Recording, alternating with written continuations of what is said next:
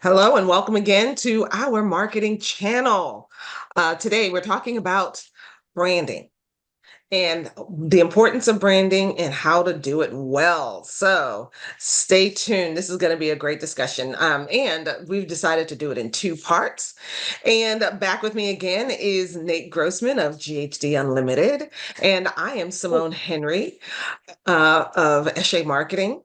And we talk branding, we talk marketing here on this channel. So let's dive into it. So let's talk about branding your small business. When most people talk about branding, we think about the color of their logos, the colors of their logo, maybe what their flyers look like, sometimes what your website might look like, those kinds of things. But even before you get to that, there are some things that you should do before you decide, what your colors are, what your fonts are, what your website should look like, those kinds of things, right? So let's jump into it. Well, first of all, why should we be branding? Why is this important? What do you think, Nate? Well, that's a good question. My mind immediately goes to the big brands, the iconic brands that are so familiar that they are now, adjectives and verbs in our language. Hmm. Like, Google, for example, is obviously an entity in and of itself, but it's Right. now actually a verb. It's so like common. Um, Oh, and and Xerox. Oh, Xerox, yeah, exactly. And Kleenex, that's another extremely common brand that that's true. they kind of like lost their own branding and it just became part of public knowledge. It's just Right. everything It's that you become use. part of the lexicon whenever you need. Yeah, When you need a tissue for your nose, you think, let me get a Kleenex. You may not be using the particular Kleenex brand, but that's what you say. exactly. Yeah. And that is a testament to the power and longevity of branding, I would say. If you take nothing else away from our discussion, I would say, make sure that you understand uh, how powerful your brand can be in terms of creating a picture of who you are as a company in your audience's mind. You know, Right. um, You want it's to be kind of like defined and yeah, have people know you're you in this particular way for a particular reason, yeah, right? exactly. And hopefully, if you've done everything right, and you've completed all the steps properly, the message that you are sending and the brand that you are creating and the psychic impression that you're leaving in your customers' minds it's all going to match up and it's going to be exactly what you want them to take away from you, and your brand and what you have to offer them. So Absolutely. And the better you do this, the more the more solid your brand becomes in people's minds for long periods of time. exactly. And I guess going along with this, when it comes to trying to figure out what exactly branding means, um, it might be helpful to kind of talk about some of the different elements just as um, just so we're all on the same page using the same, uh, I guess, definitions. Sure. Um, and for me, the branding is about creating a unique image or identity for a business. Would you agree with that, Simone? Absolutely. Absolutely. And that unique image really should be based on what is unique about your business, and based on the core values of the business owners, and based on what it is, it's who you are, who do you serve, and how do you serve them. Those are the basics of your branding message, based around that.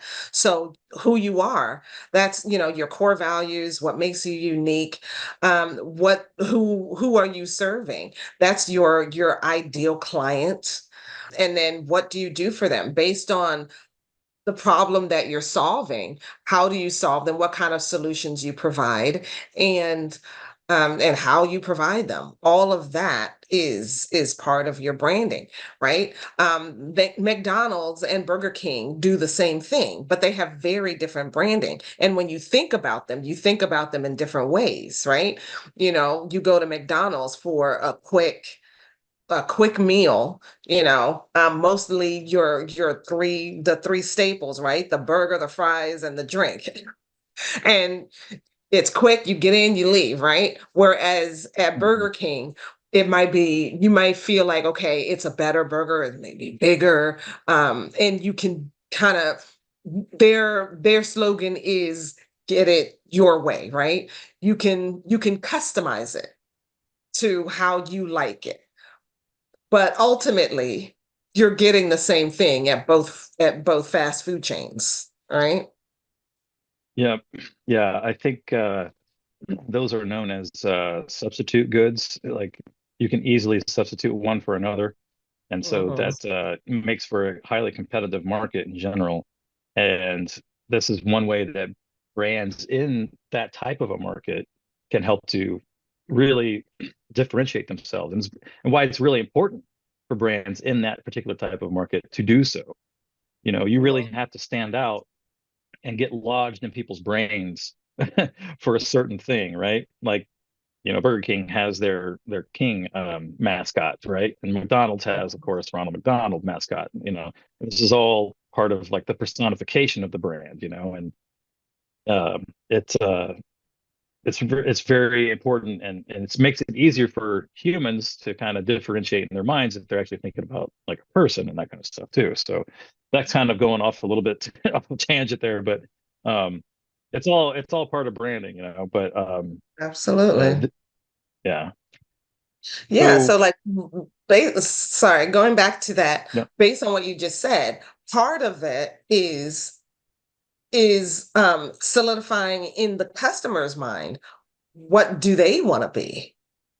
The clown um is more the type of personification that's kind of wide, and it's for everybody, that kind of thing. Whereas the king is more of a personification for people who have a higher standard, higher levels of thinking, maybe higher standards, or they want something that is more more tailored for them. They have a more luxury mindset, right? There's kind of a lot of my friends have this idea in their mind, like when they think of Target, they call it Target, right? It's different from Walmart. They think, Target is just too common a name for how wonderful and nice this store is. It should be called Target. Hmm. Because the two stores are pretty, they're very similar in what they offer, but you have a very different experience in either store, and the stores are set up differently, and but they pretty much compete in the same market, right? I decided years ago that I don't want to ever shop at a Walmart again, because the last few experiences I had were not very good. But when I go into a Target, it's a very different experience, even though both Yeah. stores pretty much do the same things. Yeah, and I guess Target's a great case in point when it comes down to the visuals of branding as well. You go into a Walmart and someone just kind of spins you around blindfolded and then takes it off. Uh, Chances are you might know you're in a Walmart, but for sure, if they did that in a Target, you would know right away because of all the red signs everywhere and everything. They're very Yeah. cohesive in their branding, I would say, To as be, far as that's yeah, it concerned. tends to be brighter. And I don't know, for me, I feel like it's Yeah, brighter, it's prettier, it's yeah, just a better experience, to yeah, be perfectly and honest.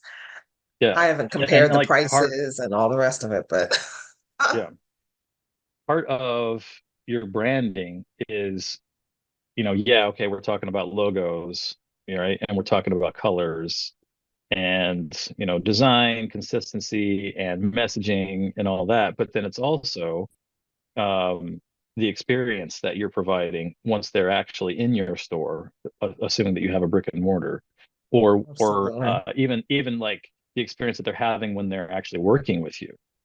Even if it's just a virtual type of situation, where you never actually in the same space together, the the experience that they have working with you is very Mhm. much a part of your brand and the messaging that you Absolutely. are sending to your customer, and you can actually control that, believe it or not. So, Yeah, um, I think that it's a very important thing to take into consideration, especially from, let's say, from like the transition from when they mhm, are from not customer to customer. What if you have a signature process there, you know, mhm. um, or what does your onboarding process look like, for example, in that case? And so on and so forth. And what is it like? Are you establishing regular communications with them? And things like that. Absolutely. Absolutely. Um, that experience is very, very important to establishing your brand, because two brands can look very similar on the outside, but then going inside, um, that customer experience can be very different. And so that's yeah. So when we talk about marketing, touching your customer experience and touching your operations and making it a complete process, a total, having plans set in place for each step of your customer journey, then then all of that helps you to establish a great brand, because people will talk. They will talk about how you treated them. Was it easy to get onboarded, or did you have 500 pages for them to fill out by hand, after they Yeah, signed up with you, you know? yeah, Um, yeah. And it goes back so yeah, to reducing friction, right? Like the more you can reduce yes. friction, the more they feel, the more loyalty that your customers will feel towards you, and the more that they'll, sing your praises on the other side because of how easy it was to deal with you and, Yes. Yes, you know, absolutely. get what they wanted. So, um, Absolutely. well, how about Simone? What if we talk about some of the key factors of branding? And we've kind of talked a little bit about it, but let's put Okay. a categorize Mhm. these things we're talking about here, I guess. Sure. So what um so in our part of branding, so key factors, we have brand identity, and that is how people see your brand, what it is that they see, everything that they can see, from your logo to your color scheme to your typography to what the persona, the king or the clown, all of the things that they can see and perceive. Then there's your brand voice. That's the messaging. And how do you speak to your ideal clients? And then there's your positioning. How do you position yourself to be different from other companies, other businesses in your same space? What makes you unique, that is unique to you, that they can't really say that they're gonna that is just different from what the other companies say, right? So, and normally like to talk about the logo and the color scheme, the typography, the look of the brand. after I talk about the voice and the positioning, simply because I feel like when you put together your core values, you decide who your avatar is, and you decide what your positioning is, then I feel like you can decide what your logo and your color scheme and your typography should look like, because those things I feel like flow out of your messaging and your positioning. Because when you look at luxury brands, like even with car companies, you look at car commercials, um, Mercedes and Lincoln, Cadillac, they tend to, in their commercials, they tend to have people driving black cars. Black tends to be the color of luxury. But they've decided that, I imagine, that they decided that they were a luxury brand before they decided what color the car in the commercial should be. That's not to say that when you go to the dealership that you're going to want to have the black Mercedes. You might want to have a red one or a green one or a brown one or a gold one, but or a royal blue one. I know a man who drives a royal blue Rolls Royce, and it I stands believe out on the street. I believe Pink Cadillac is pretty famous too. Yes, pink Cadillacs are pretty famous, but you don't see those in the commercial. They're really pretty It's famous true. for Yeah. a particular company, right? Yeah. You get to a certain level, you get a pink Cadillac. Yeah. um, but when they're advertising, they tend to advertise it in black because black Yeah. is the color of luxury and high Yeah. end. Yeah. And this goes back to the idea of the four P's of marketing. Any business student will be able to tell you, rattle those off, product, price, place, and promotion. And if we're talking about like positioning, that's kind of like, the place, right? How you are positioning your company in terms of the market at large, whatever market that may be. There's always going to be a low end, a mid level, and then a high end, right? In Mhm. any given market, generally speaking. Those may have different terminologies depending upon who you're talking about, what market it is. But if you when you, everything, you pare everything down, that's pretty much what it is. And so if you are on the low end, you tend to be cheaper because you appeal to a mass market. You're able to, make your profits in volume rather than, um, massive, fees that for your product or your service. Mid-tier, mid-range, you tend to be appealing to sort of a higher level in terms of income, maybe higher level of expectations, slightly higher level of expectations, but still, it's sort of a much broader appeal, generally speaking. Granted, your prices are probably going to be a little bit higher for that mid tier, but then if you look at the high end, like the luxury, like Simone was talking about with the black cars, right? Those are going to be the ultra exclusive, ultra high priced, ultra luxury, white glove service types of things. And all of those words that I just used are, ideas that can be used when it comes to formulating your brand and, starting to talk about it and generating who it is that you are and who you serve, right? And um, and so it's a lot about like, yeah, like I agree with Simone when she was saying brand voice and brand positioning should probably come before you get to decide what colors you're going to use, generally speaking. Right. So, um, so do we want to get into so we do have a lot more to say on when it comes to branding. So, but put your comments or questions in the comment section below.